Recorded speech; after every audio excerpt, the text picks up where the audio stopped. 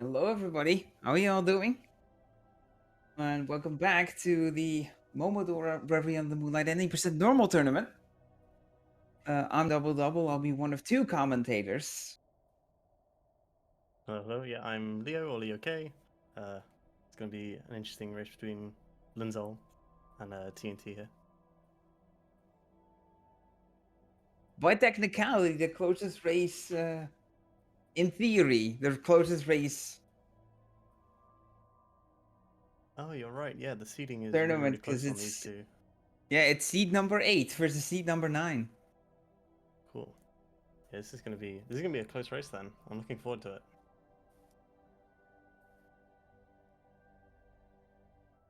Yep. So this is a best of 3. So it's 2 matches to win to move on to the next round, and the tournament itself is double elimination, and this is a round 1 match. So whoever wins moves on to round 2. Whoever comes out as the loser will still have an additional chance.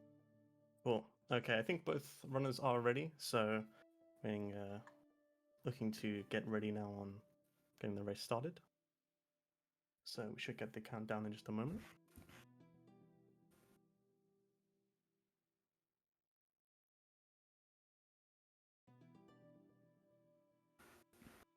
Yep. Good luck to both runners. Oh, And go. there is RNG in this, so it's not, we're not just saying it. We're actually wishing both runners good luck. Yeah, this is there's some definitely some tight moments where RNG does play a big factor into it. So fingers crossed to both of them that it all goes smoothly.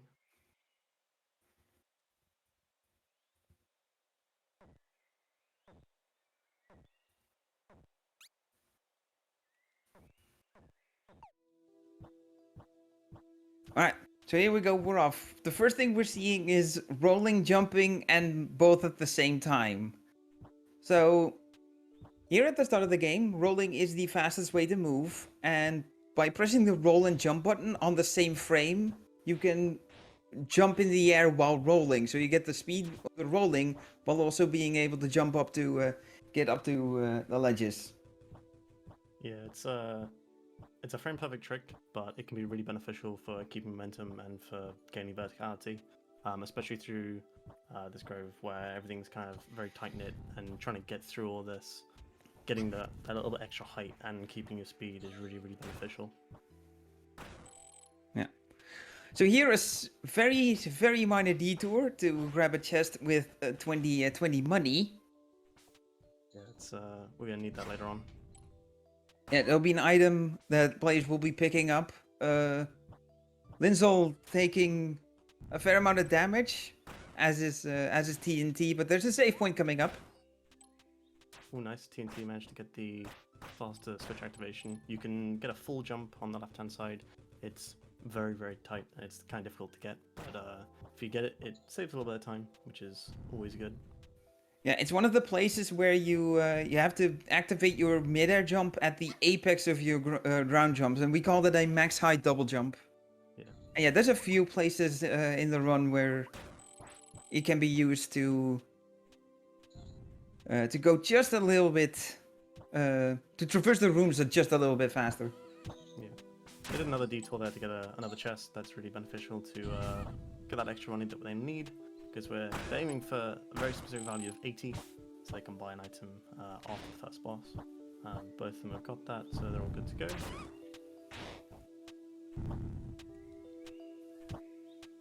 Nice, squeezing through, so they get that first So save yeah, well. this is the starting area of the game, the Sacred of Dahlia Grove, and here is the boss of said area.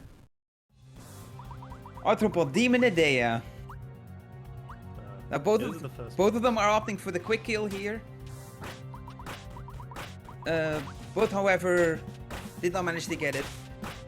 But yeah, they stood in a specific spot and basically baited the specific attack from Idea to get her to put her pearl that's normally on her back in front of her. And by getting all 3 arrows from your ranged attack when you charge it up, which is when you see the player character glow red, or yeah, flash red, I guess.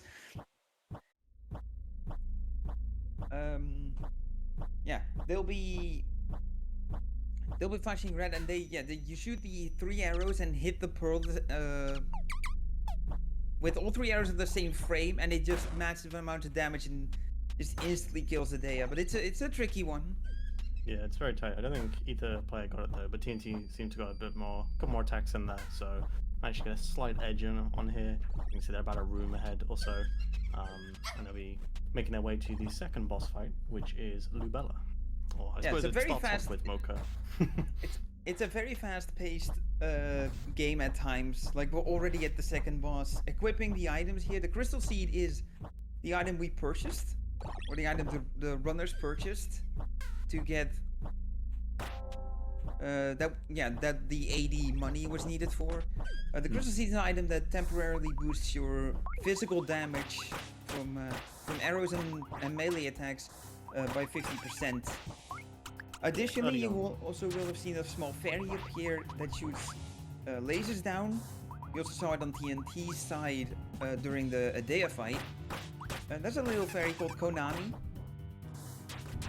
except with the C. And by doing the directional inputs of the Konami code, you activate that fairy. And yeah, it spawns lasers in random places in the room. And we also have Adea's Pearl. This is an item you get for defeating Adea without taking any damage. And these are very key for the run here to get these damageless boss items. Same deal here. And Adea's Pearl adds a poison property to your arrows. However, you need to be careful. Yeah, if you stand in that poison, it means essentially you start taking poison damage yourself. And if you even take 1 tick of damage, you'll lose out on that item you need, which is pretty critical into routing for this entire run. If you miss out on nearly any of those items, you're in for big trouble because you can do considerably less damage, and most of the boss fights become a struggle later on. Yeah, especially the damageless item from this specific fight is a very important one. The Bachman patch. It is a massive damage item. Yeah, it does huge burst damage, and you have 2 of them, so stack those 2 together and you can start pretty much every boss fight with a huge amount of damage, bring most bosses down to about half HP, and with items later on it makes most boss fights a breeze. So yeah. It's really critical that both runners get them. Fortunately they did, and they've had no problems. I can see TNT is just a little bit ahead, but because their Lubella was a little bit cleaner, but otherwise, it was just down to that RNG of the dives. So, otherwise, both runners are looking in very healthy spots. Yeah, this is where the good luck wishes come in, because yeah, Lubella loves to dive, and it's a considerable time loss that you don't want to have. Yeah, I think it's about 12 seconds if you get a dive, and it is possible to get more than 1 dive in a fight, especially if you're not able to get too many attacks in because of the poison. So yeah, there's it's pretty unfortunate if you do get a dive. Yeah, the main time loss comes from the fact that you cannot hit Lubella while she's submerged. The only damage you can possibly do is have the rays from the Konami fairy rain down, or have the poison damage sticking. Now here's a somewhat necessary detour to get the garden key, and that will be that will be used to move around the world after this next boss fight in this major area, the subterranean grave. So currently both players are on their way to the next boss fight. Now that they've got that garden key, they're on to Frida. Frida itself is another, I'd say, one of the most straightforward bosses, in the sense of attack patterns are very predictable, and the only real RNG you get is whether Frida decides to put some beasts out, or if they decide to move. But we'll cover a little bit more detail as the players get there. At the moment, they just got to do a little bit of movement and navigating through the subterranean graves. TNT is coming up to it, shooting the enemy that spawned in the room, just so it's not a bother in the boss fight. Yeah, that's really important. If that enemy stays there, it means they can still throw their sword at you, even though they're off screen, and do damage, and it then takes away from the fact that you need to do Frida damageless. Yet another boss we need to do damageless. So But TNT here is a good portion of the way through, while Linzolle just started off with those double backmen into the use of the seed and getting some physical attacks in there, which really does help. Yeah, this is really neat. We're seeing different strats here. TNT is opting for the safer but somewhat slower strategy of staying a safe distance away firing arrows, whereas Linzolle is taking the melee approach, which is faster, but you also have to be more. You'll need your wits and be reactive to what Frida does. Yeah. Specifically trying to pack you. Yeah, that and forming the beast as well can be pretty annoying, trying to get close enough to be able to consistently get melee damage in there. Also keep an eye out on the floor to see the summoning of the wolves, of the shadow wolves. Firstly, the damageless item for Frida is the Sparse Thread. It's a quick attack that radiates from yourself. It's just a circle radiating from yourself that does an instant burst of damage. And after that, they left the room to the left and picked up an item, a fragment. There's a hidden, there's a locked, a seal of sorts. You need 4 fragments to open that, and yeah, the fragment that the runners just picked up after beating Frida is the first one. Those fragments also give you increase in one of your abilities. So in this case, the first one they just got here means that they can charge their arrows. Previously you could still charge your arrows, but this gives you an extra benefit of charging arrows does actually more damage on that first charge that you do. So it makes it considerably important to get that. But here, moving on to the Lubella fight, Lubella 2, the rematch. Yes, no Mocha, and unfortunate death here on TNT. Yeah, that's really unfortunate. And there's a strat to point out here on TNT's screen. They used the crystal seed and then hit the save bell. Hitting save bells replenishes the use on your consumable items. So yeah, so one thing you can do for this fight, because the save point is so close to it, is use the crystal seed and then hit the bell, and then you get like half of the duration for the start of the fight, and then you have another use of the crystal seed afterwards. Now this is what's supposed to happen, is you get the death scene after you beat Lubella, and then you get cursed into being a cat, except it's not a curse at all, because the cat can do fun things like hop around and fit into small spaces, and very shortly after being forced into a cat, you get an item that lets you switch between human and cat form at will. Yeah, being in cat form, generally speaking, is faster for movement. The cat's running speed is faster overall, and you can execute a trick called a roll jump attack cancel. It's slightly faster than rolling as Garho in human form, so generally speaking, it's preferred. But it varies on your sort of your skill level as well. So different runners have slightly different approaches to this.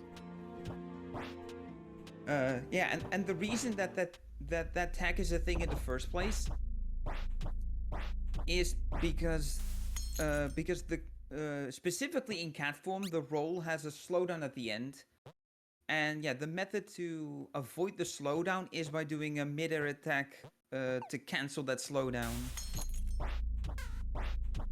Yeah, it requires... you can see Linzolle doing this exact movement right now, but it's the skill ceiling for it is pretty high because, as we mentioned before, the tricks by dictionary definition frame perfect, as in press 2 buttons on the exact same frame.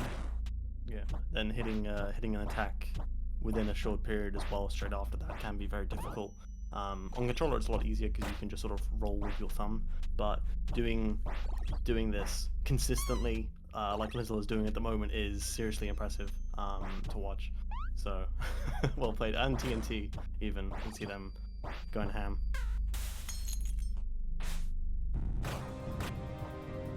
Nice. So we just saw Linzolle do the soldier fight, is a pretty short mini boss. This requires 2 spot threads, and they're dead. That's a flat amount that we've done. So it's a nice quick fight to do. It just requires you to transform back into human form to use the items, and then back again once you're done. Yep. Additionally, the runners went a few rooms to the right and then turned back around and went to the left. This is to enter a specific room in an area called the Forlorn Monastery. The runners are currently backtracking through the Sacred Odalia Grove. You can see Linzolle already being there and getting into this small space that can now fit in between now that you can become a cat. This is the next warp. This is the next fragment that is picked up, which is the warp fragment. When you pray at a save bell, you get the option to warp. And to be able to warp to an area, you need to have been in the room with the save point that you warp to. And that is what the going to the right and then left to enter that one room in the Forlorn Monastery where the warp point is. Not much else. Not much else to this area. It's just for Ciela. Just pick up the warp fragment and leave. Yeah. You might be wondering why would you backtrack that far for a single item?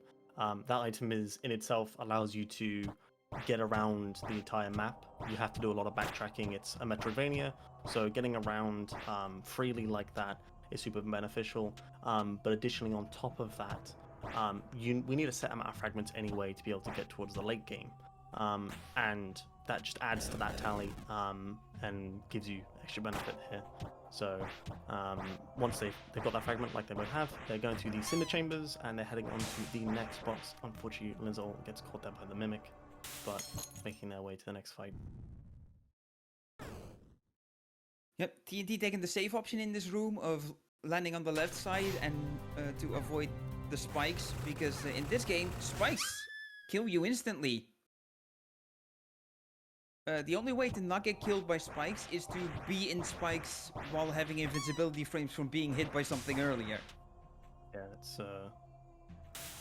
it's pretty ruthless. I've had my fair share of jumping into spikes. I think you can speak from experience as well. It's just frustrating as you have to backtrack. But oh yeah, one of the worst places is after you beat Lubella's first fight, you go into the subterranean grave. And you have this room with 2 swings early on. And if you hit the spikes there's a cutscene you go through. If you hit the spikes there, you go back to the save point before that cutscene, so you have to sit through the cutscene again. It is... And yeah, mine runs at the point where that is a reset. Yeah. In PB attempts. So we've been sort of talking about the spikes here. Both TNT and Linzolle are currently doing the Arsonist fight. Arsonist is pretty difficult. Their attacks are quite erratic. They're RNG because they have a couple of different moves they can do. You can see the explosion attack, where these orbs sort of fly out. They can deal damage. And this is one of the few boss fights we need to also do damageless, because it's super important to get the extra item. This boosts our damage output later on in the run. Also, if you look at Linzolle, you can see yellow particles come out on most of the arrow shots. Yep. That's because the fragment that the runners picked up all the way back after beating Frida, the ability that gives you the ability to charge your arrows faster. And what that does is the damage output, the fastest damage output for the arrows, with that becomes doing half charges. So start charging your arrows and then wait for the yellow particles and then let go. As opposed to at the start of the game, before you get that upgrade, is just spamming arrows immediately.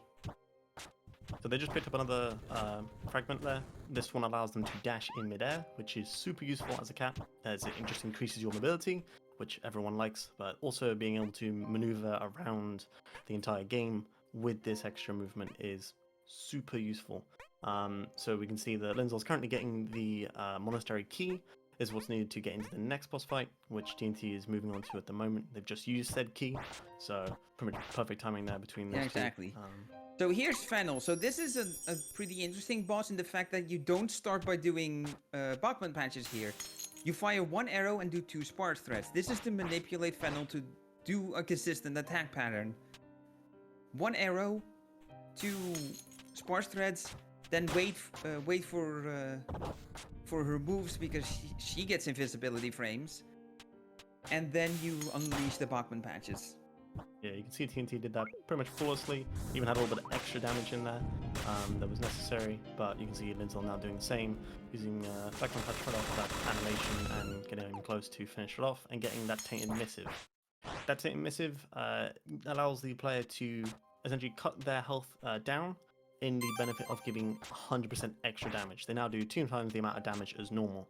That's super useful for certain bosses later on, as it just means that you can output so much more damage and kill them before they become a real problem. Yes, it's... And now, yeah, it is twice as powerful as the Crystal Seed, 50% boost versus 100%, and you have 2 uses of the Tainted Missive versus the Crystal Seed's 1. Yeah, the only downside of it is the fact that it takes away from your health.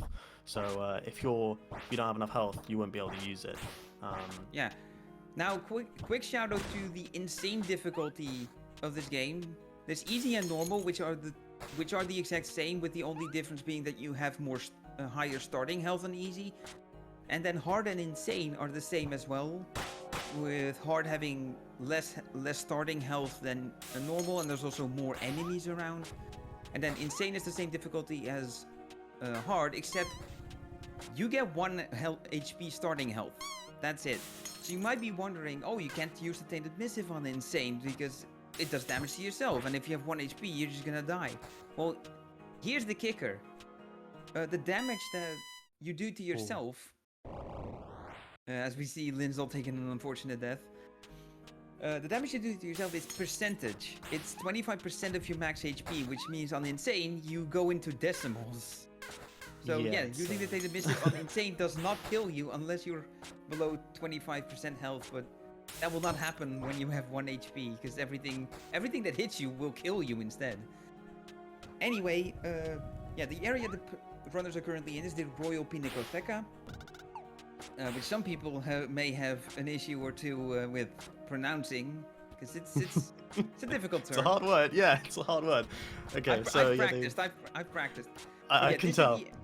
This is the area that we need the fragments for to get into, and the reason we want to be here is to get the Sealed Wind, which is an item that we'll use later to upgrade the leaf that we've been finding people. Because yeah, that's your melee attack. It's a maple leaf.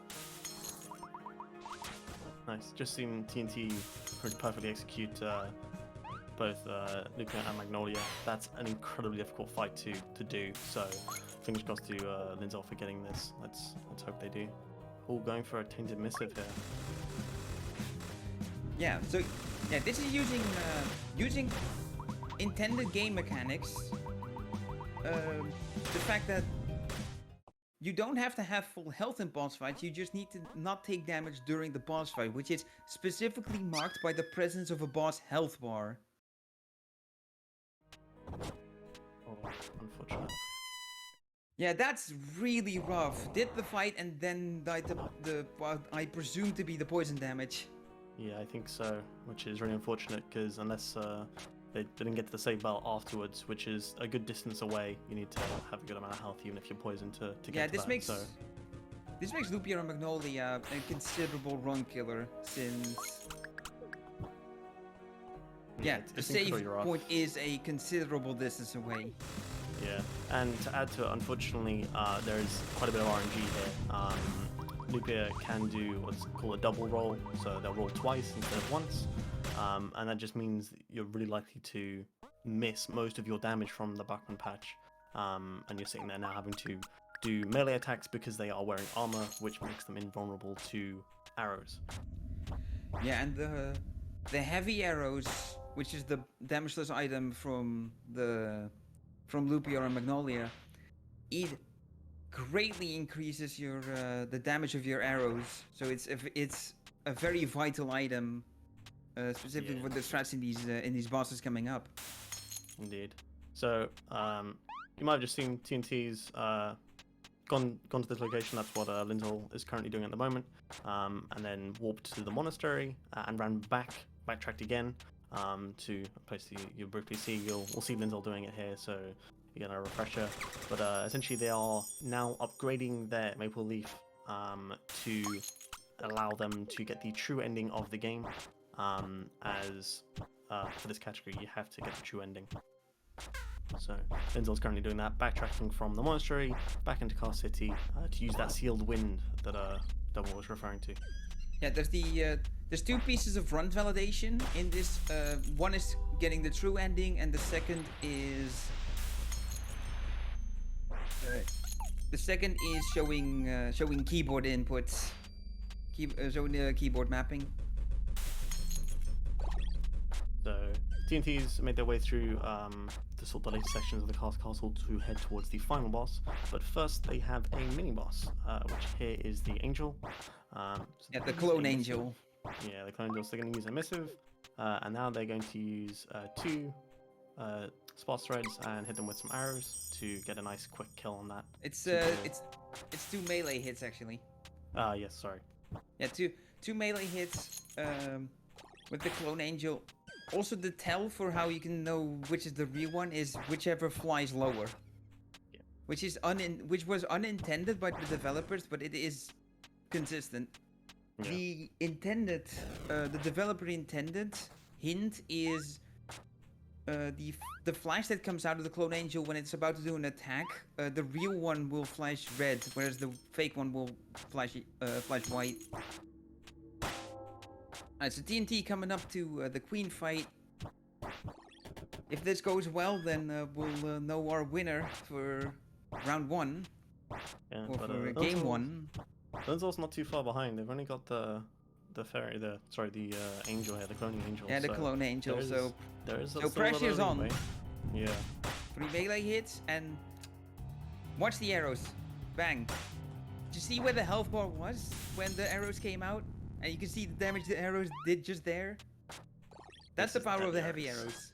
Yeah.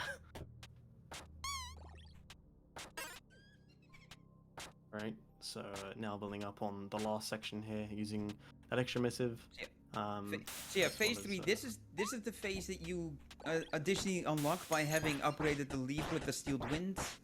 Yeah, you also can see on Linzolle's screen that it's the leaf is green now.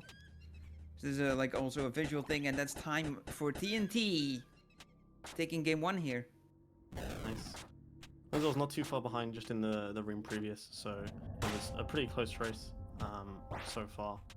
But there's still another round at least to see what the this has been a very close race. Like there's a good chance that Linzolle could be taking game 2, and we'll go to a decider. Yeah, I'm looking forward to that. So you can see Linzolle's again done the same strategy. This is the fastest strategy in the latest version. So we see because another fragment that we didn't mention is the fragment picked up after defeating Fennel. That fragment adds an extra level of bow charge. So you get a level. It's called either a level 3 arrow or a level. Or a supercharge. And yeah, it fires a massive flurry of arrows that do very high damage. Nice, and there is time again for Linzolle. So yeah, only a minute between them. Yeah, that was very close.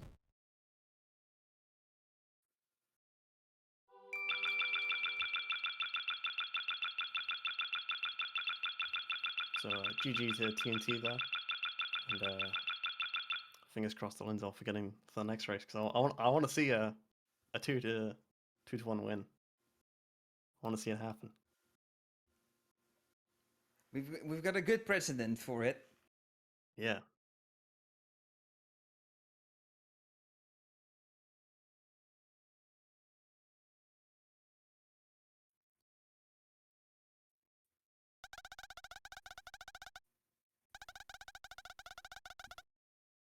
Yeah, very solid times as well. Just straight up, like 27 is very good. 25. We're seeing blue colors on the timer, so depending on the comparison of live swim, we may mayhaps PB. have witnessed a PB here. We've Yeah. already seen multiple PBs in this tournament already. We have indeed. I think that's the really nice thing about this tournament is because so many runs take place, especially either in practice rolling up to the run or in the runs themselves. You know, you've seen yourself that there's a lot of RNG and lots of little things that can go wrong that can stack up. But there's also lots of things that if you get right and you keep getting right, obviously it greatly improves your likelihood of improving. So it's it's nice to see runners getting PBs here because it just shows that their practice is paying off.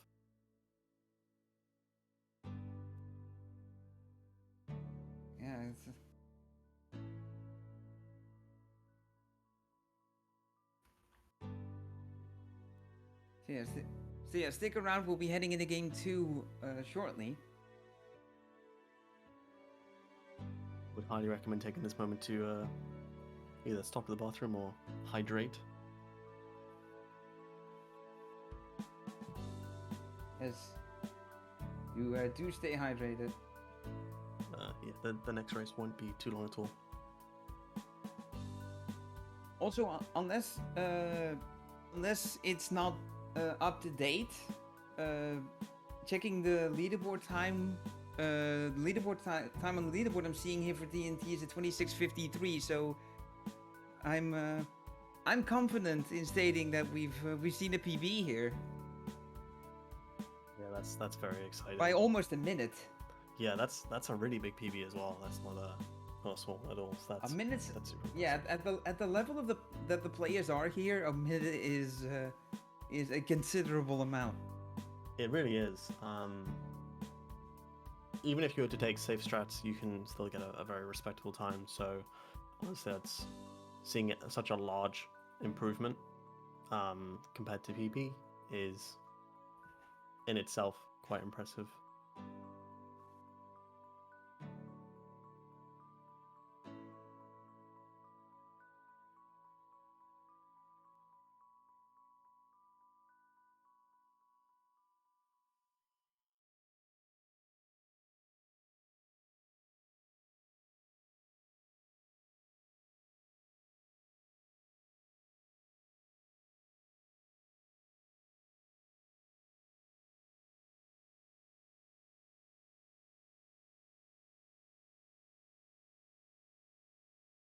I think just based on that last one alone, I can see Linzolle unfortunately died to Arsonist a couple times and also got hit by the mimic in the room before, which can really throw you off because although you have to do Arsonist damageless anyway, so it doesn't actually matter if you're low health there.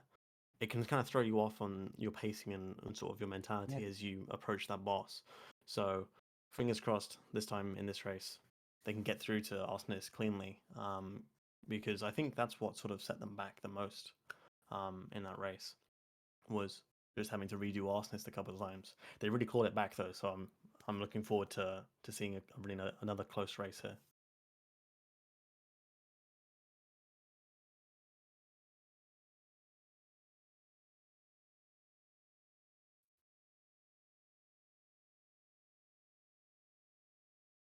Yeah, it's a weird pros and cons kind of deal because like it may seem intimidating to have to do bosses damageless. Like it makes the boss fight seem a lot harder, but as you've seen before, the the items that you do get from doing the bosses damageless in turn help with making the strategies from damageless also easier.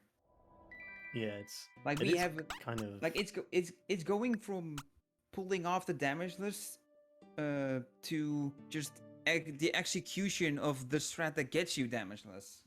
yeah, it is quite kind of paradoxical if anything. But as I said, there's a huge benefit to it. So um, while it is intimidating, once you sort of get a bit more into the feel of the run and the controls and stuff, it's not too bad. And I say that from experience. Okay, I can see the timer counting down again, so these guys are about to set off again.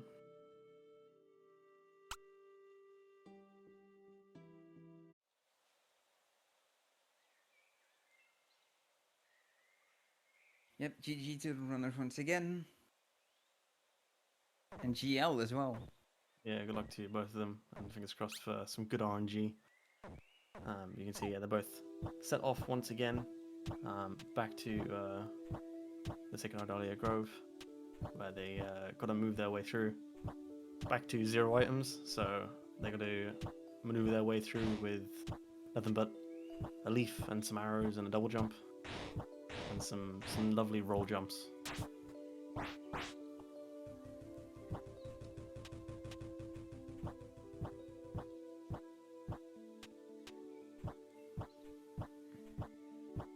Both runners confident in skipping the first save bell.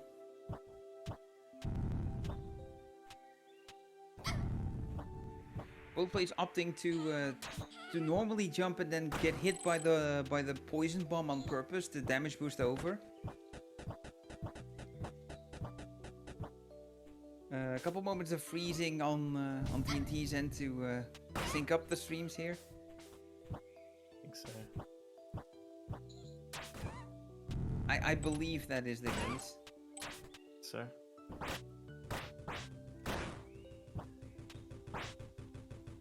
Yeah, but runners taking out the enemies in this room because you have to wait on the door to open anyway.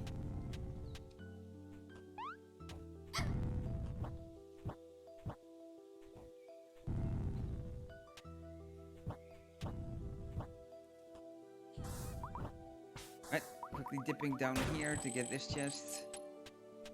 So the final chest the runners pick up will have 20 stars in them. So 60 is the number that you're looking for at this point. Nice. Also, TNT both got the cycle. Linzolle unfortunately did not, so this is gonna likely have to be a semi-cycle. Getting up there while the platform is on the way down. Hopefully they don't take too much damage though on the way to the save point. As Funnily I said enough, from my experience. Funnily enough, both runners on the exact same money count. That's Oh. Will we see a quick kill here? Unfortunately, not on TNT's side. Linzolle deciding to forego the quick kill and do the fight normally straight away. Nice thing about Adea is running up to her. It's only the physical attacks that Adea does. So the poison bomb she spits out, that upper body that you're also hitting to do damage to her, slashing you with it, the poison breath, and that can all be avoided just by being up close, like touching the main body of Adea. Lets you just bypass all the attacks. You just need to be wary of the slash attack. But if you duck, if you kind of learn how fast it comes out and duck in preparation, then you're fine on that too. So yeah, Adea is really the only fight because of no items that we do in a casually optimized way, unless you do the quick kill. So getting Adea's item here for doing a damageless, while it might seem kind of annoying and a bit insignificant to get an item that does poison damage, having that extra damage over time is really beneficial, just for ticking down those boss's health, especially Lubella when she does a dive, in that sense where you can just get that extra bit of damage in. Unfortunately, you do have to be more careful though, so that you don't get poisoned yourself, because we mentioned in the previous race where if you get poisoned yourself, you can deny yourself that item that you get for doing the boss damage just because you take damage. Yeah, and Mocha here works the same in a lot of ways to Frida. where it's faster to do melee attacks, since the melee attack does more damage than arrows. The melee attack does have a higher damage value. But yeah, you need to be up close to melee attack, and which makes it risky. Yeah, both runners getting in Lubella 1 nice and cleanly, no deaths. So that's always good to see. Yeah, and now they're runners making close. their way. Linzolle only a few rooms behind. Yeah, something we glossed over during the first race, because the less we have to think about it, the better, is that you move painfully slowly underwater. So rolling is even more important underwater than it already is normally. Yeah. It seems to be a bit of a common trend, isn't it? Nobody likes ice levels or underwater levels. Usually because it just inhibits your movement. So it's no surprise that we runners, we will constantly be rolling, especially underwater. And whenever we have to do any sort of movement in the water itself, we're minimizing that time we can spend in the water as much as possible to get us back on the ground so we can roll. While your regular movement is very restricted underwater and a lot slower, the roll is not affected and has a fixed speed. Also, these bats that fly in the subterranean grave here, they spawn in a random place on the opposite side of the screen from where you entered. And they are honestly a massive pain when you're playing on the same difficulty, when everything kills you in one hit. There are items called vitality fragments, collectibles you can pick up that extend your health, and they also will extend your health like they normally do on Insane, but even if you collect them all, you're still gonna be at a pretty low health value. Linzolle taking a death there, unfortunately. Oh, and set all the way back just after Lubella. That is really unfortunate. Yeah, that is not desirable. No, this is one of the biggest stretches in the game without any save bells. So if you die here... This is the save point I referenced earlier when we talked about dying on spikes. Because, yeah, this cutscene you have to sit through again. Yeah, this cutscene and then all the movement between it, underwater, getting the garden key again. So there's a lot of unfortunate things you have to redo if you die here. So this is really, really unfortunate. So while unfortunately, TNT has to be careful here, otherwise that will happen. Yeah. Now, fortunately, TNT got the save bell while still underwater, so their trek back to Frida isn't as far, but it's still, I would say, on par to some of the other bosses where you have to walk pretty far to get to them. The game seems to have a bit of a common trend where there's a lot of save points that are far away from bosses, so it's very unfortunate that, you know, if you die to a boss, you're going to have to make that trek back. But there are some cases where that distance is a little shorter. It really is just whatever the developers decided. Like here with Frida and with Lupia and Magnolia later on in the game, the save point's very far away, but then you have bosses like Idea and Lubella where the save point is literally in the room before. Which allows for the exploitation of intended mechanics with the Crystal Sea, using the Crystal Sea, then hitting the save bell to get the one usage back, and then entering into the second Lubella fight.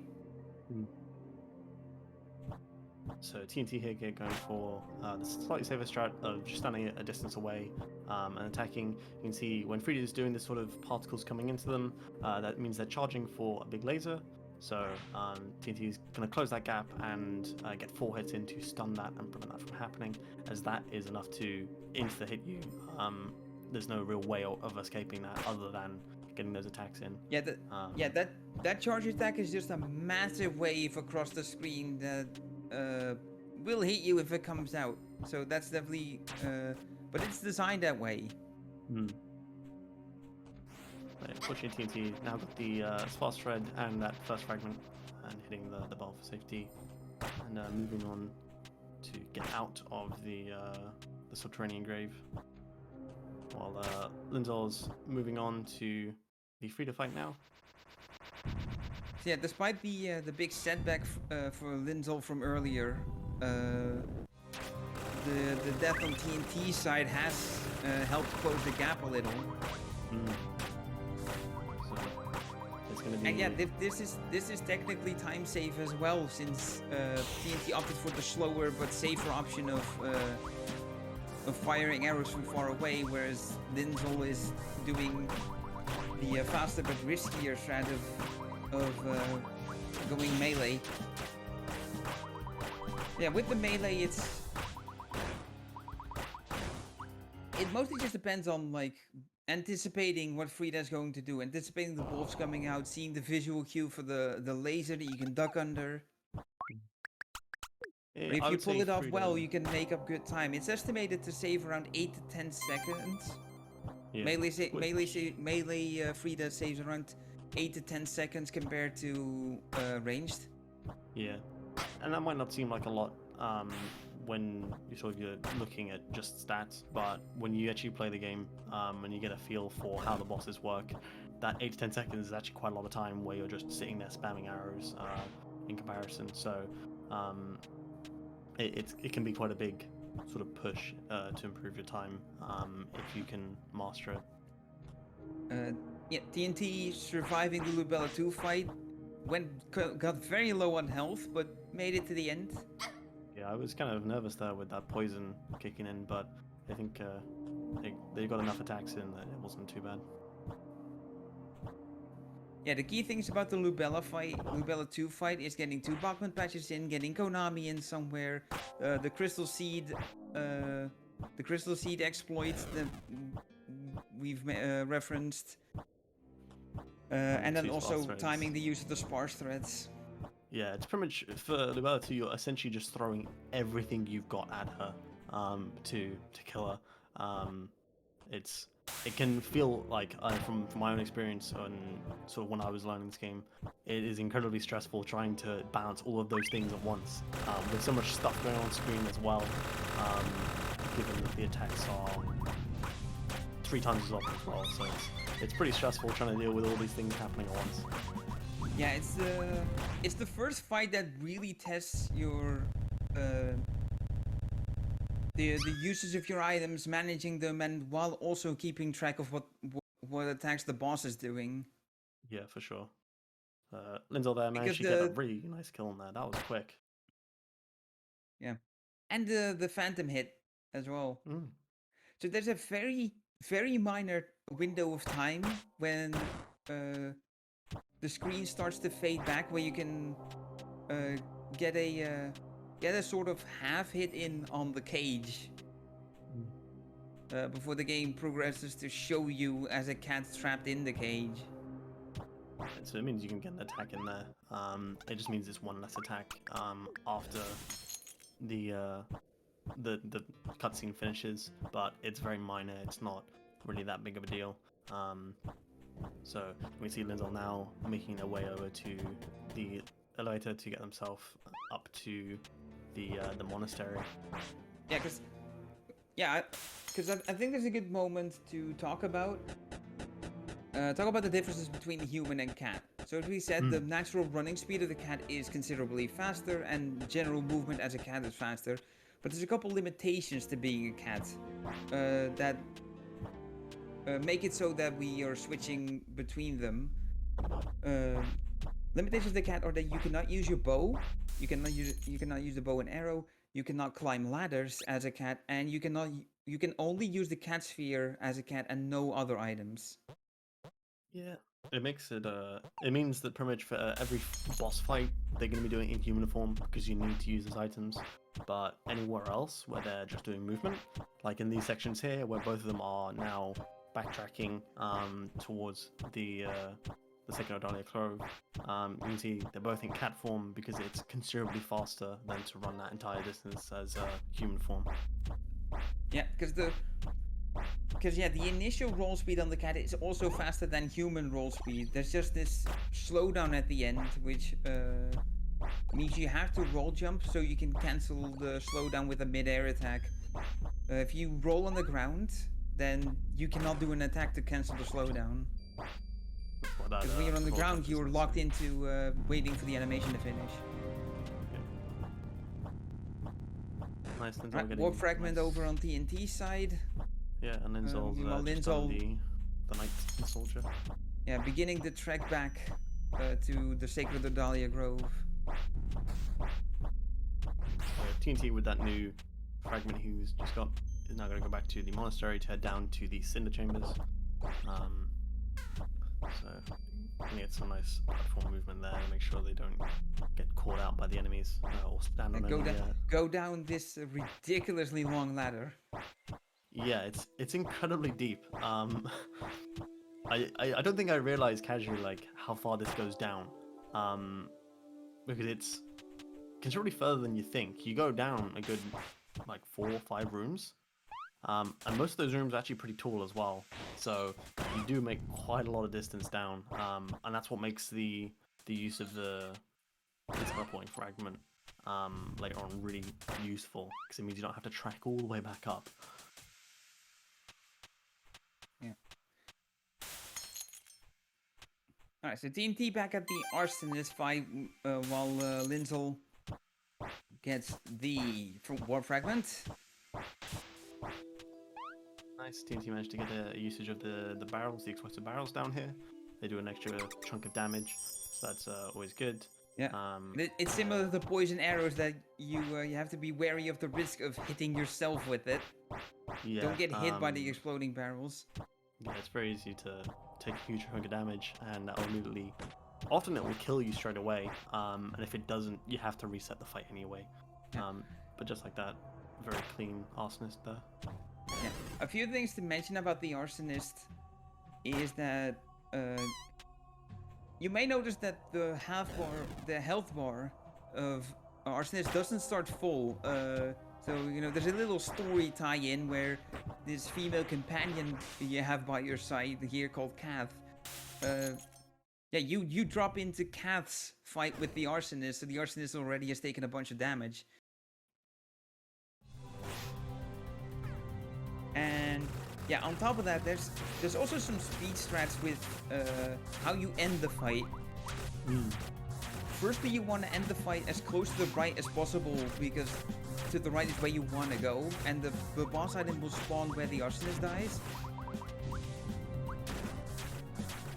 On top of that, Kath has to physically run over to you to talk to you. So the closer Kath is to you, the less time she takes to run to you. So those are the two key components in when you're really going for the top level optimizations. Yeah. Unfortunately, Arsonist has a fair amount of RNG depending on the attacks that they do. So it can be really frustrating when you're about to use a sparse thread and they do their attack that throws a whole bunch of balls out, or they do the one where they teleport, and it just means you now have to reposition yourself. So there is a fair amount of RNG in that fight of trying to get everything just to line up just right. So also, we completely ignored the damage to the boss item from Arsonist during the first race, so we'll explain it now. yeah, The so Pocket Incendiary, which adds a flame property to your attacks, which works on both your arrows and melee attacks, but also on the Bachman patch. So and because the Bachman patch is a rapid series of small attacks, it immensely increases the damage that the Bachman patch does, because it increases the damage of each small block that rains down. Yeah, you can see when TNT did that, Fennel's HP just dropped drastically. If you were to do Fennel without Pocket Incendiary, it is very noticeable the fact that your Bachman patch is just not doing enough damage. And that can be quite a telltale sign as that Fennel's not dying, is that you haven't equipped the Pocket Incendiary, which both I have done, I think you've done. It's a common runner's mistake where you just don't equip the item you just got. Yeah, exactly. It's an easy thing to forget. For sure. Fortunately, neither runner has forgotten it, so that's always a good sign. So Linzolle on the way to the Fennel fight now, and TNT making their way to the... you know, I'm not even going to attempt to say it. I haven't practiced it. Ah, yes, the Royal Pinacoteca. Yeah, I applaud you. Honestly.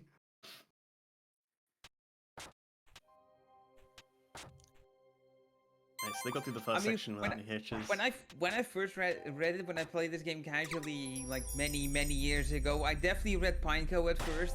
Pokemon has poisoned me. I definitely read Pineco as like the first 2 syllables. Yeah. Nice. So, Linzolle now moving on to the Robin effort as well. So, not too far behind. Oh, and yeah. Oh, that's really unfortunate. TNT. Unfortunate that there's an opportunity for Linzolle to catch up if Race can be back on if that happens a few more times. Yeah, so as we sort of mentioned, this is another section that's really big and results in, if you die here, it requires a big amount of redoing what you've just done. Not just, between walking from the save point to Lupia and Magnolia, just getting the sealed wind and back to the save point is incredibly difficult. It's such a small section of tight platforming, navigating through enemies, making sure you don't take any damage, because most of the enemies here will kill you in 1 or 2 hits, because we're now towards the end of the game here, so getting hit by any enemy is really bad. Kid gloves are off. Yes. Even on normal difficulty. Yes. They now successfully hit the save point again. Nice, so he's now and on the way that's to another thing. That's another thing with the race and no reset settings and marathon showcases. Is there's a lot of save point hitting that runners would not do in regular attempts. Because because some people have optimized their runs to the point where a single death that you would take a safety save for, it means a reset. So that means no point. And yeah, this is one of the random things with Lupia. That was a double roll, which made the second bottom patch miss. There's a hit on TNT, and that means a reset. Linzolle has a chance here to snipe in. Oh! And yeah, Linzolle doing the fight properly. Linzolle back in the lead. This is exactly what we RNG playing. We lampshaded the early death in the subterranean grave, being a considerable setback. But yeah, Linzolle has done extremely well to fight back. That's honestly, this is now become a very close race. Linzolle's managed to scrape further into the lead now, so and this is now highly dependent on the next few fights and platforming. TNT can get the next set of attacks in to finish Lupia and Magnolia without any problems. This could still end up being very close, because it's not all done yet. There's a lot of platforming to go. Yes, while the task list is not too big anymore. It's get the leaf upgraded using the sealed wind, then go back and beat the clone angel, then go and beat Queen. There's still a ways to go there and a fair few rooms to traverse. Yeah, and there's only a few save bells between each of these areas, so trying to navigate through these areas without any issues, and not dying earlier on, or anything like that, is very difficult. It doesn't look too difficult because these runners make it look so easy, but it's an honest setback to die at any point here, and it can be absolutely soul-crushing. And as sort of Double mentioned, in a race like this where you cannot reset, it really shows how your commitment is, or how careful you are in a lot of these cases.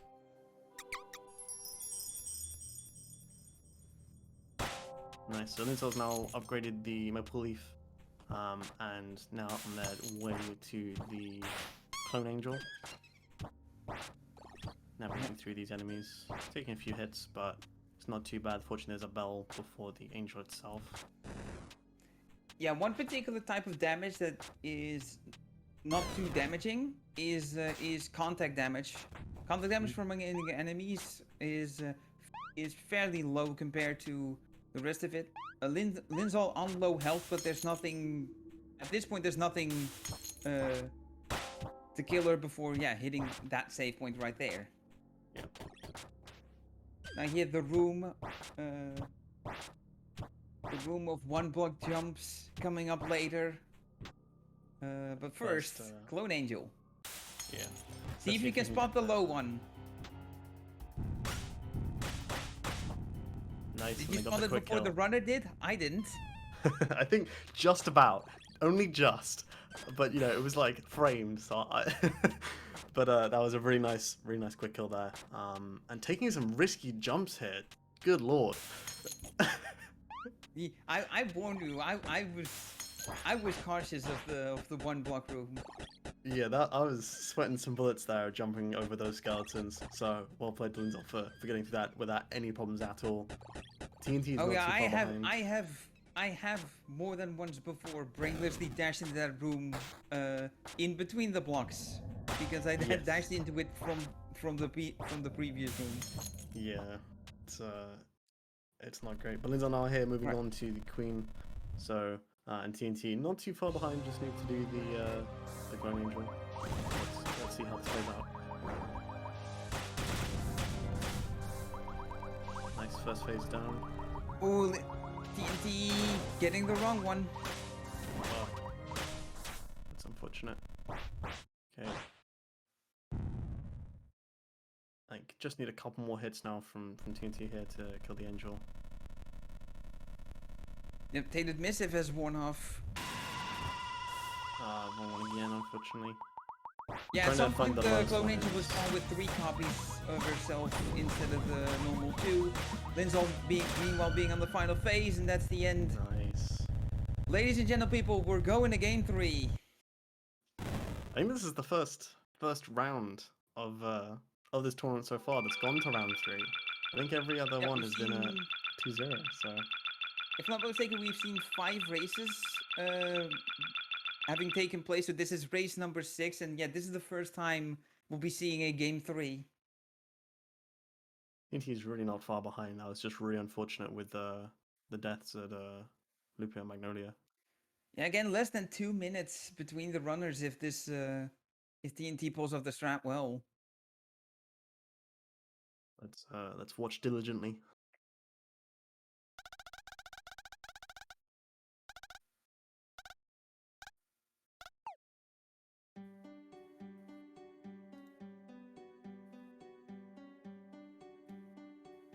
Nice, they got the first phase in nice cleanly.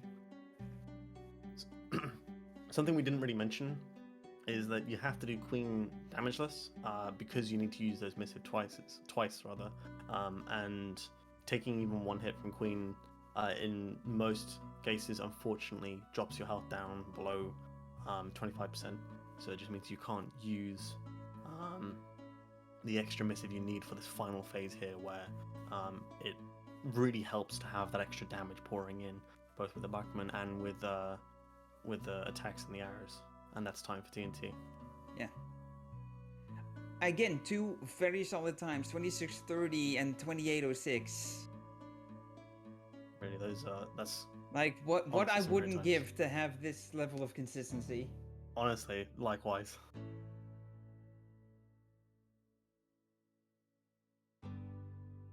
It has already been an amazing match so far, and it's not even over. We're gonna be seeing more.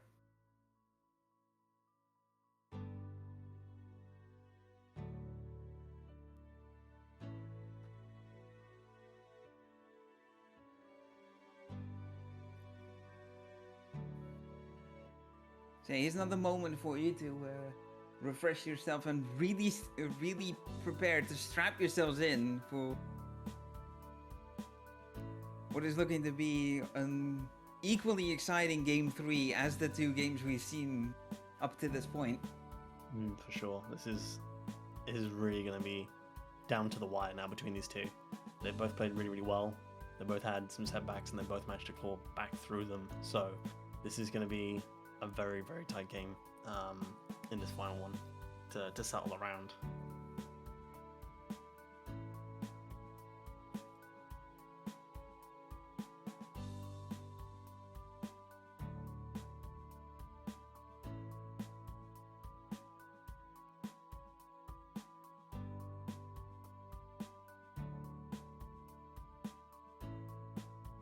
Yeah, and I think this game 2 in particular really showed how this game can work in a race where there can be early setbacks and players can still catch up. It's not the kind of race that gets decided in the first 10 minutes and then you spend the next 15 to 20 minutes just watching the person in the lead finish. Yeah, for sure.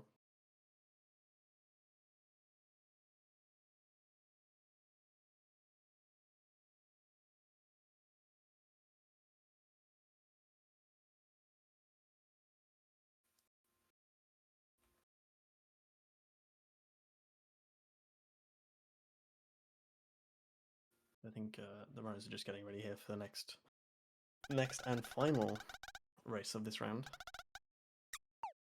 Yeah, it's going the decider, and and allow me to remind you that we're still in the early stages of the tournament. This is a round 1 match. For sure, this is really exciting. I think you mentioned it at the start, and for anyone who sort of joined in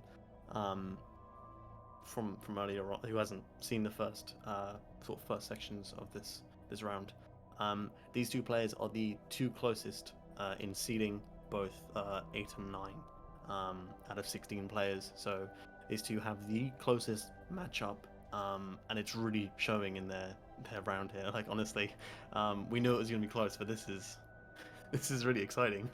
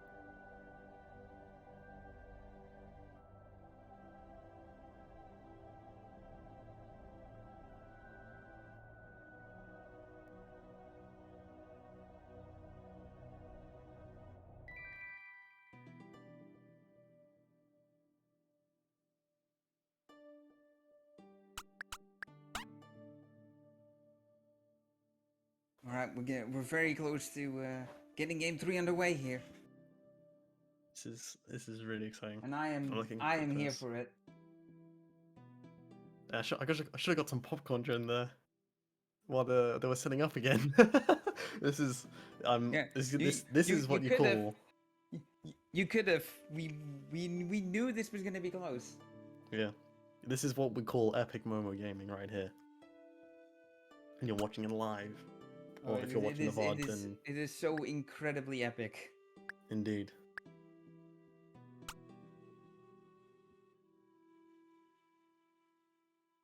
All right, so while we wait for the game to for the timers to actually get going, I want to point out that most people use the regular controller control scheme, because there's officially 3. There's keyboard, where you can just have your custom bindings. There's a controller and controller alt. They're mostly the same. The main difference between them is, or the only difference between them is that it swaps the roll and ranged arrow buttons. regular style has the arrow on right bumper, or R1 if you're a PlayStation, if you're the PlayStation Nation. And it puts roll on the right face button, and those are swapped on controller Alt. And so you'll see most runners use regular controller to have the roll and jump button actions on the face buttons, so it's easier to press both with one finger. Makes it nicer to press both at the same time to help with doing all the roll jumps. Yeah, for sure. It's also quite easy to do sort of absent-mindedly as well. It becomes a lot less of something you think about doing and more of you just lining your thumb up with your finger if you hold it in sort of a more of a claw grip, to be able to just press those buttons simultaneously just by resting your finger or thumb between those two. It just means it's a lot easier to do, and you don't really have to think about it as much. Yeah, it reminds me of it. But yeah, just having like the muscle memory for just your finger placement on the controller. It's like, hey, I need to place my finger here to press both buttons. And this is a technique I first picked up from a somewhat obscure game. I mean, the series is not obscure, but the game sort of is Guitar Hero Live. Wow. If you're not familiar with it, the Guitar Hero series after Warriors of Rock, which is probably the last game that came out that most people know, many years later there was a reboot of it called Guitar Hero Live, which came with a completely new guitar controller. Instead of the classic 5 colorful frets, it instead had 2 rows of 3 buttons, and that's kind of where I started picking up having my finger in between the frets so I could press 2 frets with one finger, because there's like 2 rows of buttons to manage with like chords and emulating strings and stuff. And that kind of just transferred over to me doing this for Momo, is positioning my Yeah, for sure. Nice. So I can see that TNT. Yeah, so I can see the TNT went for a quick kill. Unfortunately, it wasn't successful, but managed to get a nice chunk of damage out. And Linzolle not too far behind here, just getting the attacks in and getting a nice deathless Adea. So we're gonna get that, or damageless rather, to get that pearl that they'll need.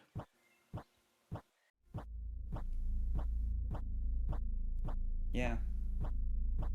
Yeah, as we mentioned before, the poison damage over time, it helps. It helps. It just gives you some extra damage to do while you're already doing all your other moves that you have available to you at this point.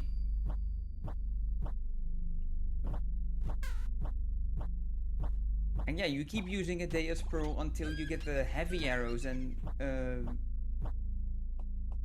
so yeah, you keep the Adea's Pearl until you get a better way to boost your arrow damage. Yeah, so you can see TNT here just starting the first section of the Linzolle fight into Mocha.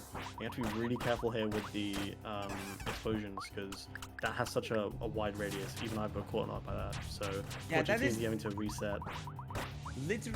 Literal worst place to for Mocha to do this this bullet heck looking attack.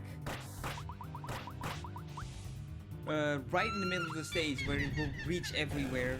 It's again pretty unlucky to have that happen right then and there. Usually it'll be on more to the left or more to the right, and you can just stay out of its range entirely. Yeah, you can melee those orbs as well to sort of dismiss them, but unfortunately, in that position, they're in the ground. It's really hard to get to them, so really unfortunate there. Linzolle getting a very clean Linzolle one, a little longer, but otherwise all good to go. So hitting that bell for safety and moving on. Yeah, so this orb that Mocha just shot out on TNT's screen is it does damage if it hits you, so you know, don't let it hit you because your damage is gone. Because it's not just Lubella, it is Mocha and Lubella together in this fight that you have to do damageless to get the item to spawn. If I remember right, those clouds as well, they form also curse you, which Yeah, that's the secondary effect of the attack. It curses you, and curse is a status effect similar to the poison that we've seen already, which disables you from using your items. yeah, we haven't really brought it up because it very rarely comes up. But there is a few points in the run where runners have to be careful of enemies that could cause the curse effect, often just before a fight. Because if they can't clear that curse either with a bell, or if it inhibits their movement because they can't change from cat form to human form, it just makes that section essentially a waiting game and waiting for that curse to go before they can then move on to getting to the boss itself. So yeah, we're seeing kind of the inverse of the previous race. We now see Linzolle ahead in the early game here, so we'll see if Linzolle can keep the lead going or if TNT will be able to catch up. Yeah, this either one could happen. So stick around and stay tuned. For sure.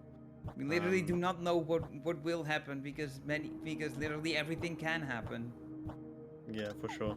That's this section alone is just it's not that terrifying, but there's so many points that could go wrong, and that's what makes it very uncomfortable. We've already mentioned how the spikes one hit KO you here.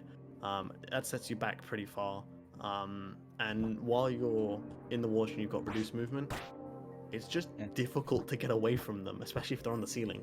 You've got that upwards momentum. There's no way to stop yourself. You sort of accept your fate. Yeah, the closest thing to enhanced movement you have on the water is infinite jumps. You can use the jump button to float up in the water. It's, Also, you totally can if you're feeling risky enough, land on the platform with the chest down there and try to do a roll jump. But if you fail it and roll instead, then you're dead. Yeah, it's not the not the best.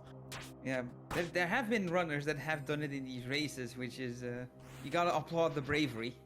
And in races like these, it's such a big way up of going for a strat that's risky but it could save you time, versus a strat that is safer but ultimately slower.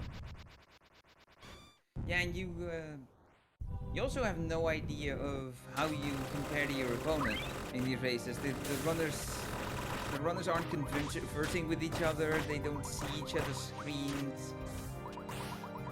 Yeah, there's no way for them to know, other than when the race finishes, who's won.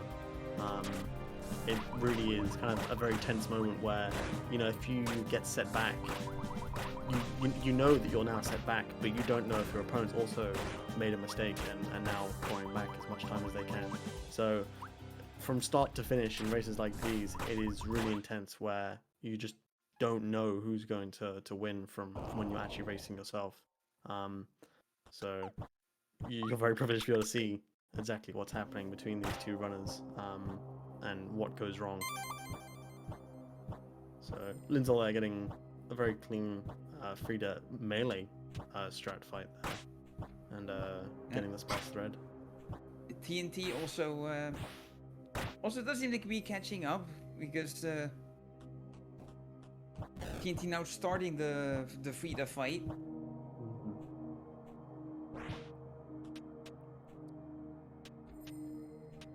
And like you said, like TNT knows about the death that happened, but no idea if Linzolle died anywhere, how little there is.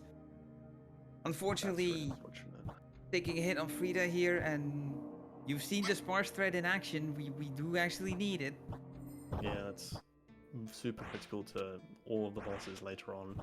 It's really unfortunate that TNT got set back here, because now they have to navigate through these rooms again to get back to the Frida. It's not just a one room ordeal, so they're gonna have to make their way through again. Linzolle now just coming up on Lubella, going down these ladders. Yeah, Lubella 2 fight again. We never mentioned this, but you may have noticed it from from games 1 and 2, but yeah, this is, besides Queen, this is the only other fight that you do not strictly have to do damage this. It's just that with Queen, taking one hit puts you low enough health that using the second Tainted Mischief will kill you. Yeah, as you can see on Linzolle's screen, poisoned, but don't matter. Don't need the item. For the sake of information, the damageless boss item on this fight is that you you restore a small amount of HP for every enemy kill you get. Huh. But both the heal itself already is not necessary for runners. But on top of that, we're not really killing enemies. We're just going past them. So even if the heal would be nice, we're not killing enemies to make use of it. Yeah.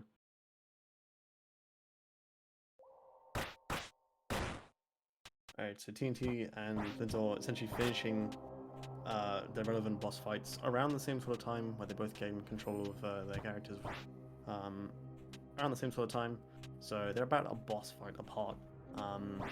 Linzolle currently making their way to the monastery to get that point where they can then teleport back to, so they can start backtracking. And TNT on their way to Lubella 2. It's interesting because I myself seem to forget how short of a walk it is between Frida and Lubella 2. Like you do those boss fights very quickly, back to back. Those are the moments of this game seeming very fast paced. Like you just said, there is very little time between Frida and Lubella 2. There's very little time between Idea and Mocha. Yeah, it's really, you only go through, I'd say, at the most 6-7 rooms before you then start to do the next set of fights again. So this game can feel essentially like a boss rush, back to back to back to back, when you start speedrunning it. Casually though, there is a lot more exploration involved and running around and backtracking to figure out where you might need to go.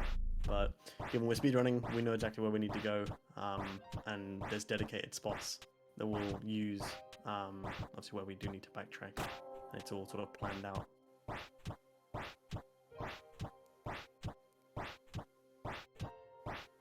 Yeah, there is. There's exploration. There's story. There's collectibles to find. I mentioned the vitality fragments earlier that give you additional max health.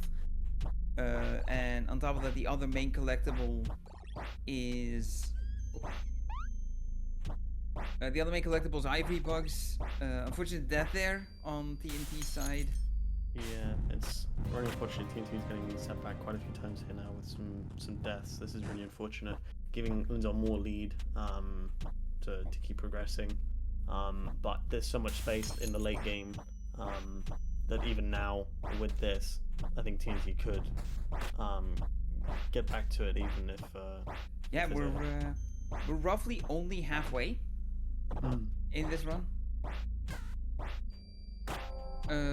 Based on the timers that we're seeing here, and there's some tricky parts coming up still. There's the Lupia Magnolia fight that we mentioned before. We had the one moment where Lupia did a double roll, which made a second patch usage completely miss.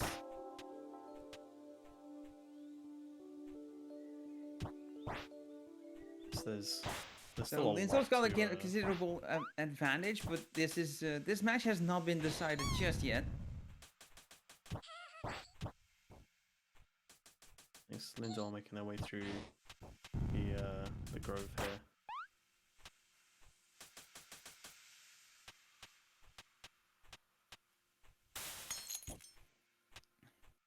Nice, grabbing the fragment there.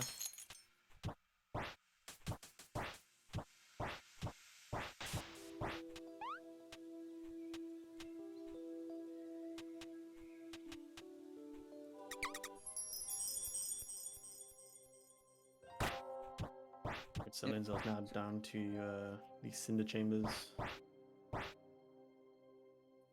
Go fight Arsonist. TNT on their way to the monastery so they can do the long backtrack to get that warp crest.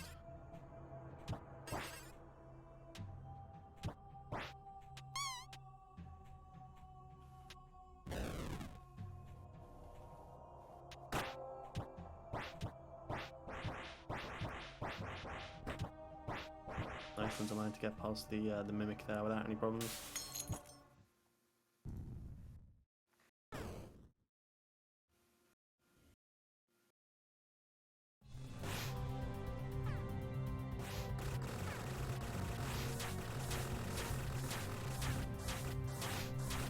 Honestly, I'm kind of envious here. TNT managed to gain this many the roll jump cancels. jumps now. Yeah, that's honestly that's some serious skill there. Yeah, you need to be really confident in being able to nail this nail the 2 button presses on the same time. And here we see a mistake on Linzolle's side, needing a reset here on Arsonist. So having to redo that fight. A safe strat I like to do in this fight is when the first teleport comes out, near me, I dive past the first set of barrels that you can see on the left side of Linzolle's screen and just shoot it with an arrow. Not to go for the damage, but just so it's not in my way and to like take away the risk of it blowing me up. Yeah, the small fire patches on the ground, those do damage. They're not just for show. They're not just to look pretty. They do actually have a hurt box. Yeah, there's lots of small little things you can do to make Arsonist a little bit easier, but most of them really are just being careful and giving yourself space, making sure the Arsonist doesn't get too close, and that you're not about to walk into a barrel that's about to explode, but it's lots of little things going on that you need to sort of keep track of. So that fight, I would say, along with Lubella 2, can feel very hectic to try and get yourself around and to get comfortable with. But Linzolle there now making their way over to get the fragment now that they have the pocket incendiary. Yeah, fair fight. Decently, yeah, a bit of a ways away from the door to the right, where she wanted to go. However, she was close to Cath, so there was not much walking to be done before starting her dialogue. Yeah, and unfortunately, in this run we're kind of mean to Cath. It's a bit of a shame.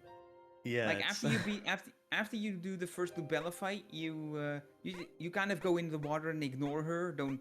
You don't talk to her. And then in this fight, she asks you to help her, and we as speedrunners we have to say no because saying yes gives you more text boxes, which is slower. And then at the end of the game, she goes and spills wine on herself. Yeah, let's say that's what happened.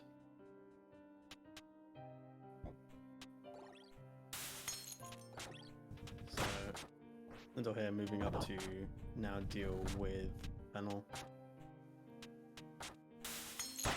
Yeah, I still remember my first few runs where I kept forgetting the strategy here because it's for once not using patch at the start. Yeah, it's just kind of odd. Like it feels kind of weird not to do a patch right at the start because it's just the initial burst of damage you get. But yeah. Speaking of burst of damage, yeah, the first Bachman patch did so much damage to Fennel that Linzolle decided to just finish the fight with melee and not use the second one. That's some swag strat, I feel like.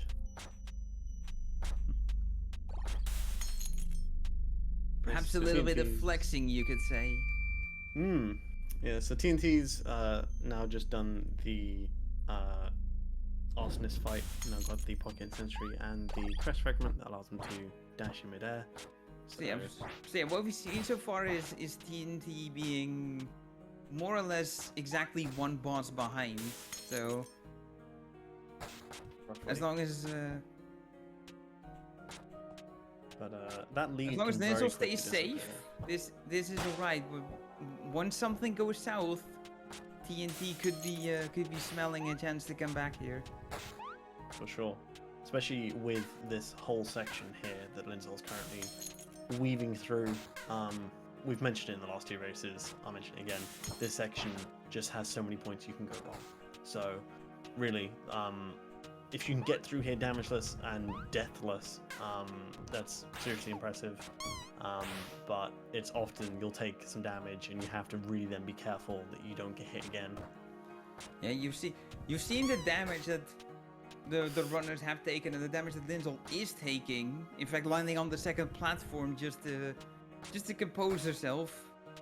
Yep, this is Getting this caught is off guard scary by the damage taken, but the save point's right there. Fully Okay. heals you. Yeah, I was really quite worried there because those 2 rooms with groups of 3 enemies each, the enemies are quite densely packed. So if you, oh, interesting, an arrow strat there. Yeah, that's a property of the pocket incensory. The pocket incensory effect is what makes the arrows able to hit the switch. Nice, that was a really clean nuclear fight. They even managed to keep on their boss threads. Unfortunately, missed the supercharge here, so this section is going to take a bit longer. But, nice getting those. Oh, did they get the item? I don't think it did. so. No. No, you get the item pretty much immediately after killing Magnolia, so that was really unfortunate. The item didn't. Yeah, the item didn't spawn, so the damage was considered to be during the fight. Yeah. The poison wasn't. Because the first poison tick would have taken place after the fight ended, but the fact that there was a physical hit in there as well.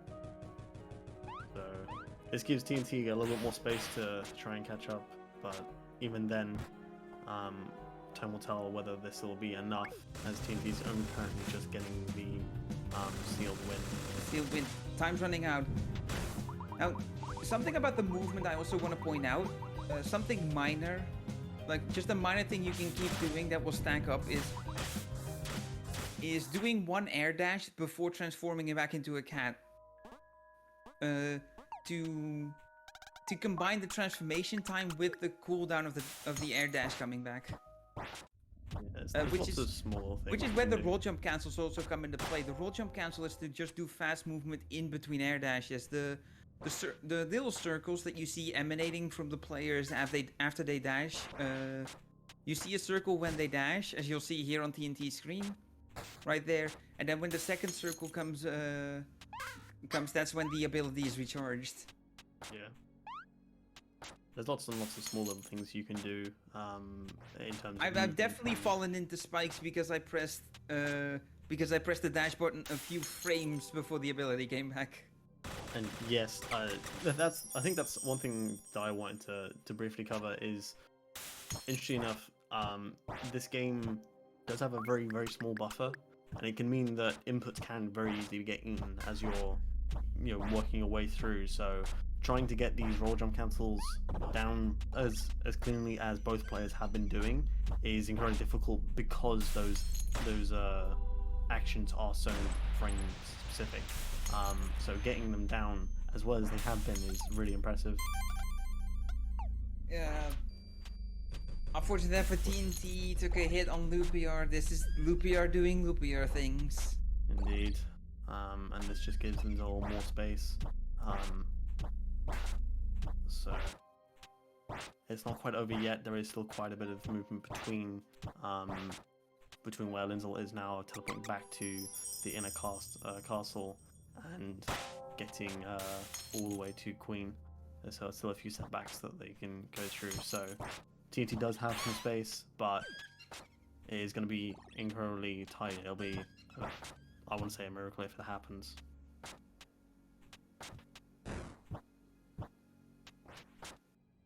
Let's see if how the Magnolia phase goes here. Linzolle taking a step to wait for the bomb because, yeah, currently definitely in kill range of that. For sure. TNT there. Here we see Kath with the spilled wine. Indeed. TNT managed to get a nice quick kill on Magnolia there, even poisoned after the fight ended. You can see their health ticking down. If you're already kind of low HP when you get to that, it can be an absolute race to try and get towards that bell. I've had that happen. So Linzolle now doing the clone. Yes, shout outs to your race where you got poisoned and you died as you hit a save well. Yeah, that's Even yeah. though even though we could visibly see that the save point restored your health, you died immediately after, which that was something I had never seen before until then. Neither had I. And yeah. And the best thing is we could all laugh about it because it did keep the save value hit, so you lost no progress. Yeah. So I can see Linzolle unfortunately got a bit of a rough clone angel there, but they managed to recover it. So now they are on kind of low health, and the final room before the queen, where the bell is, can be kind of risky, especially this room here with the elevator. You've got nowhere to move, so you essentially need to position yourself. It's a very enclosed space, so there's some dedicated movement here to make this attack that goes up spawn at the left side of the screen and then move to the right, so the straightforward attack targets you in a way that you can jump over it. Yeah, it's all very it's very planned, and kind of standing in the right position is really beneficial there. Linzolle managed to get through it, and now onto the twin fight that you've seen quite a few times already. While TNT is just getting back to the inner class castle. Nice, Linzolle getting some nice clean attacks in there, moving on to the final stage.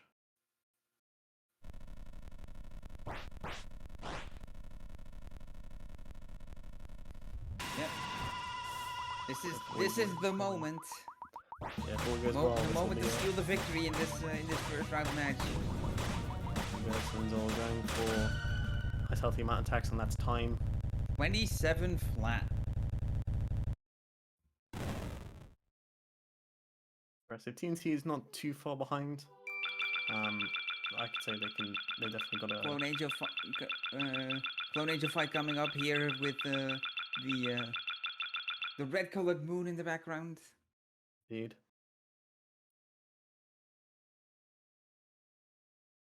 See if they can get it. So there you go. Spot the low one. Ooh, unfortunately missed the thread. The thread. Yeah, so basically once you clock any hit on the Clone Angel, that's when a sort of internal timer starts to get additional hits in. So that's how the strat is sort of built up, of doing 2 sparse threads with 2 melee hits, and some of the runners will space themselves in such a way that to sort of delay when the first sparse thread hits, to delay when she disappears, so there's more time to get the melee hits in. Yeah, it's actually kind of a necessary strat if you want to get more hits in. You can't be standing right in the also, I'm very happy about that enemy placement. If you dash past him but land on the same platform as he is, you'll be behind him and don't hit him, fortunately. Yeah, that's really, really beneficial. The amount of times that I've landed there and been so thankful that I haven't died right as you get towards the bell. So TNT here now on the final queen fight, getting first phase nice and clean, moving into the second phase. Looking pretty healthy, nice, moving into the final phase here.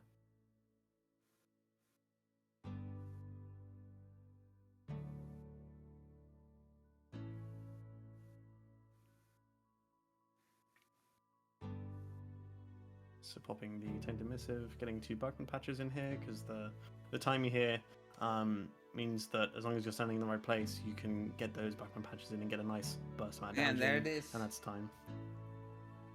Still a sub 30. That's still, yeah, really, really impressive. Really nice run, even with some setbacks. So yeah, so both runners can take the rounds, the games they lost in their stride, and also use it as a motivator that they can go places in this tournament. For sure. There was, with us, like we've seen in all 3 runs, there were so many different setbacks and different things happening that even with mistakes you can still get ahead. And we sort of mentioned before, the main thing for these is to keep your cool and just to focus on your own run, not to worry about the other races, because at the end of the day, it's down to you getting the strats in. You don't know where your opponent is, and so it's best just to keep on plowing through. So that's sort of the main thing, is really just getting it in. Honestly, it's quite a big mindset to have when you come to these kind of races, especially in a double elimination as well, and a best 2 out of 3.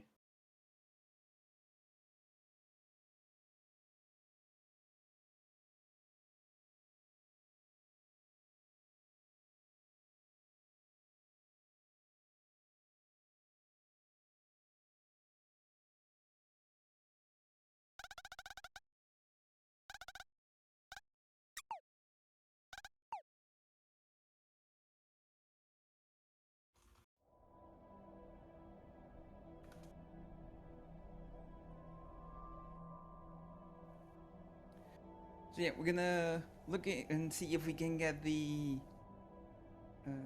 get a hold of the runners here to look back on what has definitely been one of the most exciting matches so far of this tournament. For sure.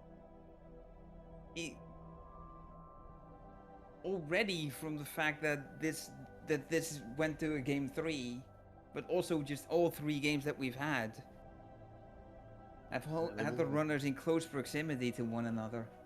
Yeah, they've all been within a couple, like, two and a half minutes at most. So each race themselves was really close.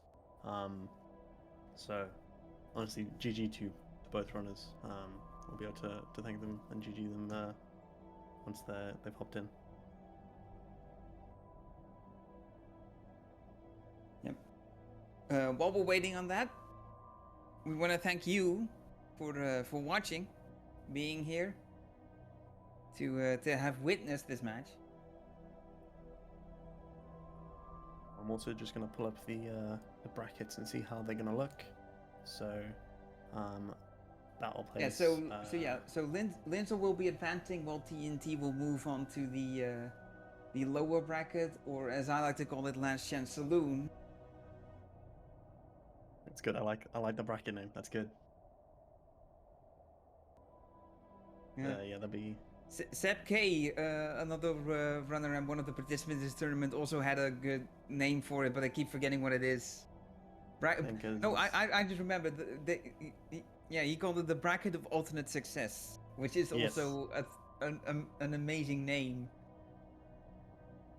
for this lower bracket. So TNT will be dropping into the Last Chance Saloon Bracket of Alternate Success to face the loser of the match between Googler and Caballo, and Linzolle will be facing the winner of that same match. Yeah, it's gonna be an interesting set of brackets coming up, because that'll really sort of determine what's gonna happen next. I think,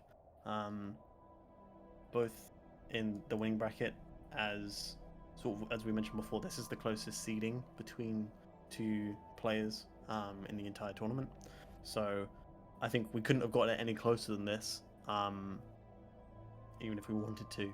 So really, this is I think a really good present as well for the other races going forward, to see how they're going to pan out with different races, different strategies, and how they're going to basically roll the dice every time they come to each boss.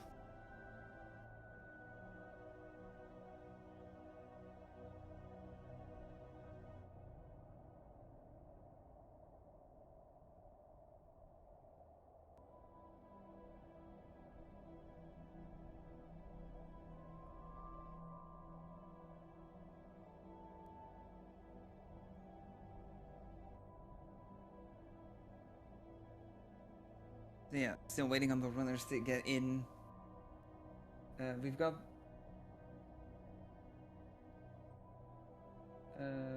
no matches scheduled just yet, but there is still plenty of matches coming up, as you can see from the bracket.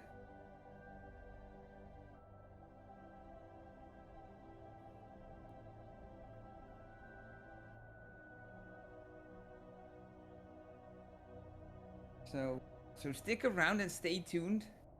Follow Speed Gaming. You can stay up to date on all the tournaments happening, including this one.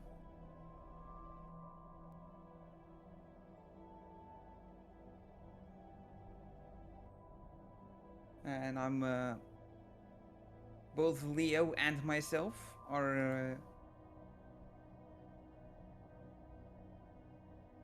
are also still participating in this tournament. We're both in the last chance saloon, so it's going to be an interesting shootout.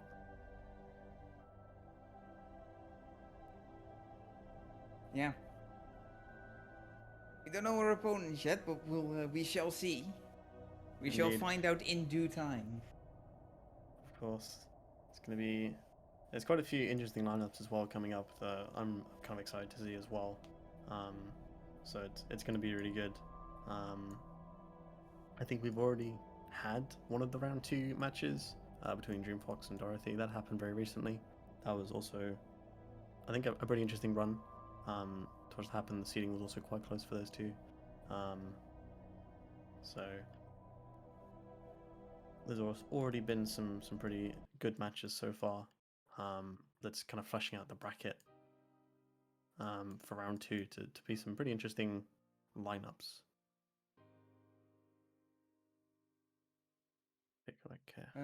Yeah, I was mentioning before the amount of matches that we had already had. Although I did end up getting the number wrong. We had 6 matches so far. So this was.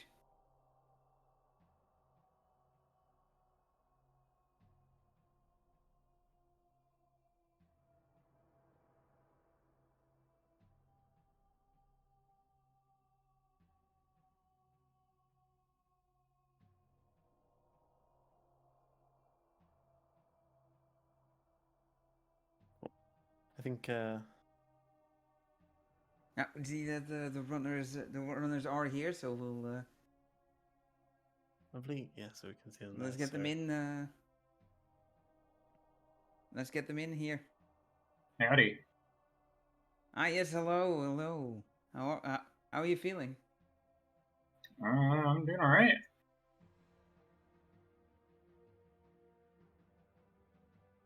Nice. Let's just wait for TNT here. How'd you feel about the result and how it went?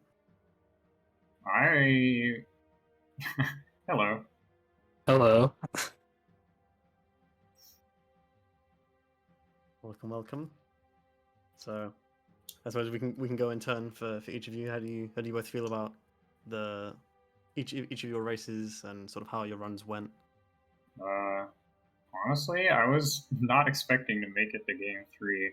I thought dying in the sub on the spikes, whatever that was, so it sent me back like 2 minutes. I thought I was done for. Yeah, watching that from both perspectives, it was really interesting to see that despite the fact that you died there, you managed to sort of claw it back. Do you remember that obviously you lost a bit of time in that second one, so how do you feel about that and what happened?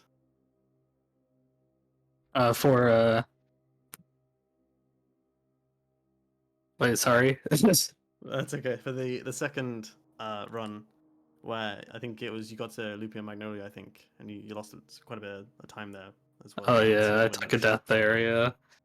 Yeah. So I'd say I think my games 2 and 3 went about basically how I expected them to go. I think I way overperformed game 1, and for reference, that game 1 was a PB for me by nearly a minute. I did not expect to do that. Yeah, we went over that as well. I went as far as to check on the leaderboards, and so yeah, we were wondering if it was genuinely a PB. So congratulations on that. Yeah, that was amazing. You scared me with. Yeah, I did not expect to do that going in, because in all my practice runs, like in the couple weeks leading up to this, I Yeah, I was getting like 28s, 29s. That's about what I was expecting. Yeah, because I'd been away from this game for a few months, and I'd been away from this category even longer. I think well over a year by now. So just kind of pull out a run like that, I did not think I had it in me right now. Yeah. Oh, GG. So That was so super impressive. yeah. So how's it been to see the tournament being set up and being here and then coming back to the game as a part of being of participating in the tournament. Oh yeah, that was super cool for sure. Because the when I joined this community, it was in the summer of 2020, so that was after the previous tournament had happened. So I didn't get a chance for that. So kind of having this chance to do this was super fun, and of course, this is I think since that time we've had a bunch of new players come in and join.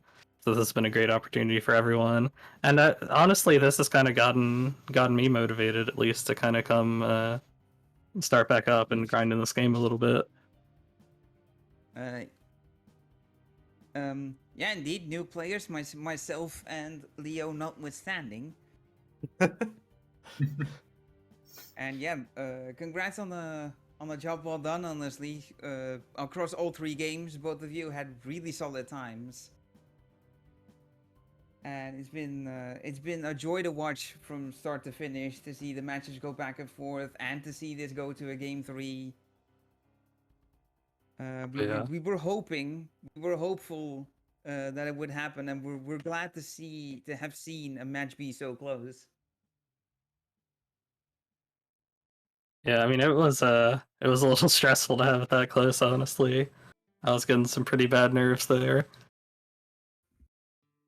Yeah, I can fight with that. Yeah, likewise. If I remember, our times on the leaderboard are pretty close to each other, so I was expecting very close games with this. Yeah, so Yeah, exactly. You two are the seeds right in the middle, seeds numbers 8 and 9 in this tournament. Yeah, because I was gonna say I remember like around when you were getting into this game, I like joined your stream and I watched it for a while, and then I left. And a little bit after I left the stream, you added me in the Discord saying that you'd beaten my time by 1 second. I remember that.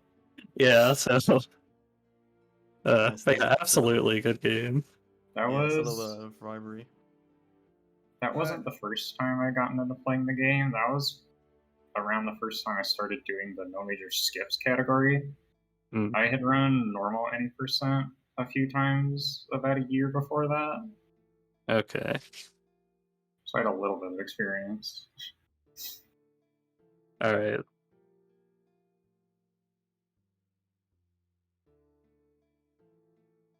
All right. Well, GG once again, and good luck on your further matches in this tournament, because you are both still in it.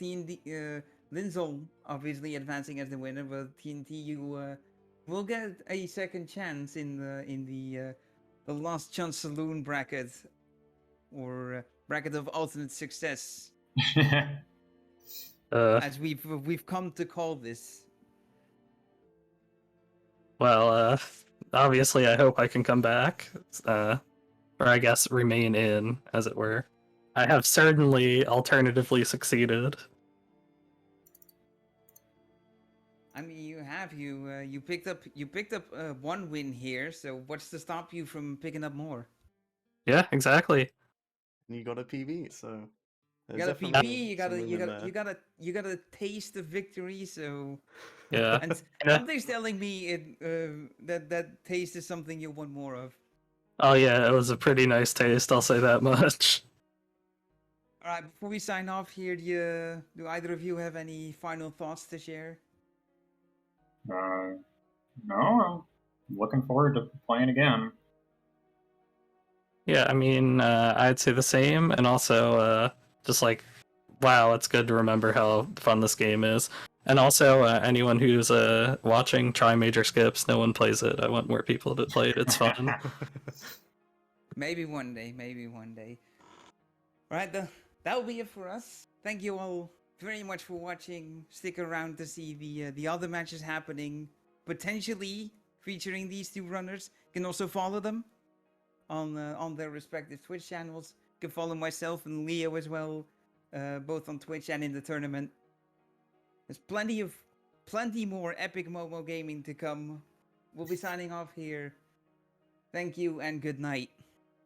Yep, take care. Thank you so much. Thank you both for an amazing race. Thank you for the commentary. Thank you for the commentary as well. Good night, everyone. All right, good night.